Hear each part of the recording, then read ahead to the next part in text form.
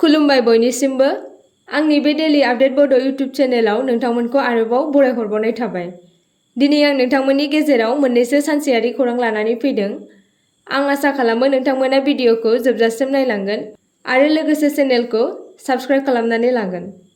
दिनैनि गिबिसिन खौराङाव दङ सोरखारा गासै आसामाव गं 70 गोदान ITI कलेज लुफुंनो थांखि लादों। रायजोनि स्किल मिनिस्टार जयन्त मल्ल बरुवाया मंगलबाराव गुवाहाटीआव इन्डास्ट्रि मिटिंआव बिबुंथि होनानै फोसावो।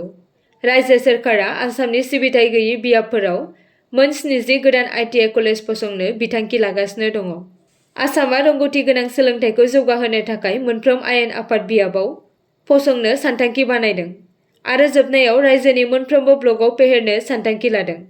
मल्ल बरुवाया बुंदों दि जों दारिमिनखौ ITI खौ नाजावनानै दारिमिन जर'खा फरायफारिफोरखौ डिजाइन खालामना आरो गावसोरनि गोनांथिनि थाखाय मोनसे रोंगौथि गोनां खामानि मावग्रा हानजा सोरजिनायाव मदद होनानै हेफाजाब होनो खावलायदों।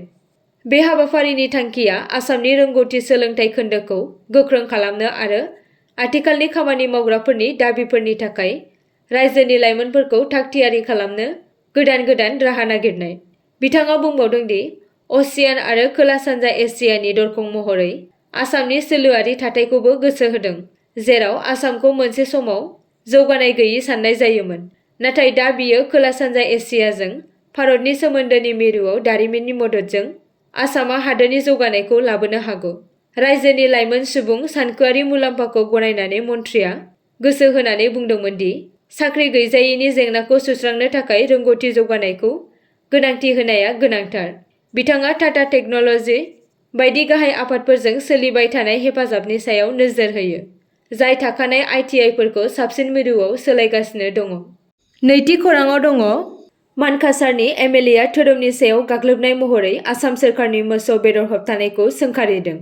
थांनाय सानखालि गिबि मन्थ्रि हिमन्त बिश्व शर्माया मोसौ बेदर बाहायनायखौ होबथानायनि उनाव गोबां दान्थे-बिदान्थे नुनो मोन्दों।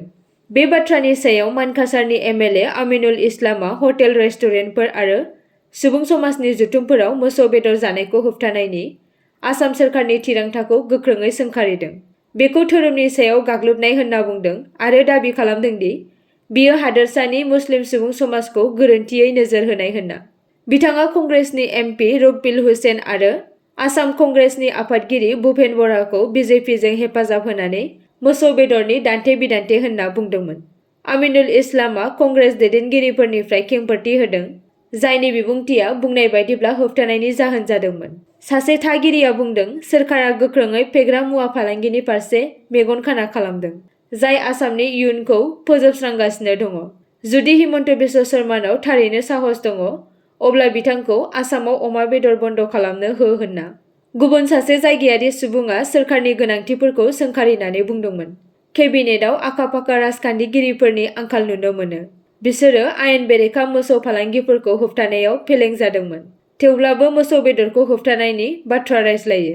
बे दान्थे-बिदान्थेया सामागुरि बियाबाव उफ्रा बिसायख'थिनि समाव BJP-आ मोसौ बेदर राननायनि अजद होनायनि उनाव जागायजेन्दोंमोन। थामथि खौराङाव दङ प्रमद बर'नि दैदेननाय बड'फा UN ब्रह्म सुपार 50 मिशनआव थारैनो साबा बिजाथिफोरा APSC CCE 2023 आव होनाय आनजादखौ उथ्रिसारनो हादों। बिनिनो फामि मुसाहारिया चिरां जिल्लानिफ्राय उथ्रिसारनो हादों। आरोबाव कुणाल सुबायाबो चिरां जिल्लानिफ्राय उथ्रिसार जानो हादों। लब कुमार हाजरिकाया अदालगुरि जिल्लानिफ्राय उथ्रिसार जानो हादों। आरोबाव लिसा शर्मायाबो अदालगुरि जिल्लानिफ्राय उथ्रिसार जानो हादों APSC आनजादखौ। आरो विलबर्न बसुमतारियाबो अदालगुरि जिल्लानिफ्राय APSC आनजादखौ उथ्रिसार जानो हादों। आरो बे बाराव गासै बर'फोरा APSC आनजादाव सा 15 उथ्रिसार जानो हादों। बिसोरनि मुंफोरा जाबाय फामि मुसाहारि, माया रानि बसुमतारि, मनजित बसुमतारि, श्रीजित बसुमतारि, गुणजित बर', गम्बर रामसियारि, हिमाद्रि बर', खोमदोन मुसाहारि, निक्सन जोंमा मुसाहारि, मितुल बर', विलबर्न बसुमतारि, मृदुल बसुमतारि, दुदुल बसुमतारि, फातुजिया पल्लभ मुसाहारि, राबेन दिउरि बिथांमोना APSC आनजादाव उथ्रिसार जानो हादों। ब्रैथि खौराङाव दङ देवेन्द्र फाडनाभिसआ महाराष्ट्रनि गिबि मन्थ्रि महरै समायखिरा लाबाय। भारतीय जनता पार्टीनि आयेन आफाद हान्जानि दैदेनगिरि देवेन्द्र फाडनाभिसआ मैया आजाद मैदान मुम्बाइआव खुंजानाय मोनसे गिदिर फोरबोआव थामथि खेबनि थाखाय महाराष्ट्रनि गिबि मन्थ्रि महरै समायखिरा लायो। बे हाबाफारियाव महाराष्ट्रनि राजखान्थियारि थासारिया मोनसे मख'जाथाव जारिमिनखौ दिन्थियो, मानोना बिजेपि दैदेनगिरिया फिन खेबसेबाव बिबान लानो हादों, जाय रायजोनि खुंथायाव सासे मिरुआरि सुबुं महरै गावनि थाथायखौ गोख्रों खालामो। बे गोख्रों थाखोनि हाबाफारियाव गाहाय मन्थ्रि नरेन्द्र मदि, मिरु नखर मन्थ्रि अमित शाह, बिजेपिनि आफादगिरि जे.पी. नड्डा, रैखाथि मन्थ्रि राजनाथ सिंह आरो उत्तर प्रदेशनि गिबि मन्थ्रि योगी आदित्यनाथजों लोगोसे गोबां गोजौ थाखोनि हायुंआरि दैदेनगिरिफोरा नुजाथिदोंमोन। बे हाबाफारियाव बिथांमोननि नुजाथिनाया महाराष्ट्रआव बिजेपिनि गोख्रों गोहोखौ दिन्थियो। आरोबाव गोनांथिखौ दाजाबदेरनानै एकनाथ शिंदे आरो अजित पवारआ लेङाइ गिबि मन्थ्रि महरै समायखिरा लादोंमोन, जाय रायजोआव गेदेर गोरोबथानि गोहोखौ गोख्रों खालामदोंमोन। फडणवीस, शिंदे आरो पवारनि बे गोहोजों बुंफबनाय साथामआ रायजोनि गोहोनि गलियारफोराव गादबनो थाखाय साखाफारा मोनसे गिख्रंथाव राजखान्थियारि गोहोनि इसारा होयो। बे हाबाफारिया राजखान्थियारि खौसेथिनि मोनसे रोखा दिन्थिफुंनायमोन, जेराव गिबि मन्थ्रिफोर, एनडिएजों खुंजानाय रायजोफोरनि लेङाइ गिबि मन्थ्रिफोर, गोबां मिरुआरि मन्थ्रिफोर आरो एनडिएनि हेफाजाबगिरिफोरा नुजाथिदोंमोन।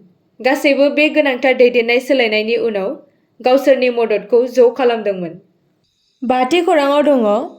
30 नबेम्बरनिफ्राय 3 दिसेम्बरसिम आईआईटी गुवाहाटीआव खुंजानाय भारत हादोर गेजेरारि बिगियान फोरबो IISF 2024आव जुरि स्पेसियेल मेन्शन बान्था आरजिनानै मोनसे गोनांथार माइल खुन्थिया जाफुंसारनो हादों।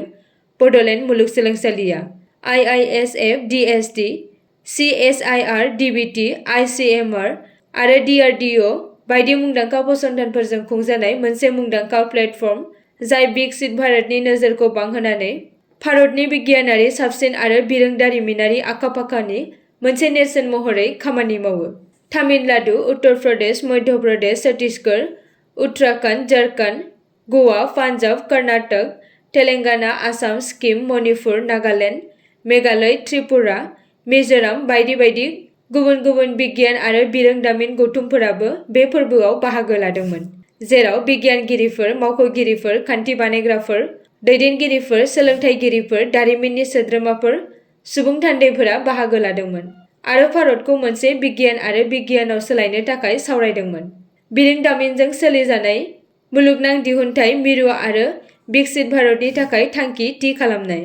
बड'लेण्ड मुलुगसोलोंसालिया जुरि जर'खा मुंख'नाय बान्था मोननो हानायाव जाफुंसार जानायाव IISF 2024आव भारतनि गोजौ थाखोनि फसंथानफोरनि गेजेराव मोनसे जारिमिनारि सिनायथि गायसनदों। बड'लेण्ड इउनिभार्सिटिनि भाइस चेन्सेलर प्रफेसर BL आहूजाया सा 12 सुबुंनि मोनसे हानजाखौ थुलुंगा होदोंमोन। फारियै professor Sandeep Das, doctor Hemant Sharma, doctor Arvind केयर Goyal, doctor Sanjeev Baruah, doctor Hemprabha Saikia, doctor Raju Ali, doctor Hangkhrai Boro', Saroj Kumar Singh, Jangila Basumatary, Minisrang Daimari, Dawharu Chaudhuri.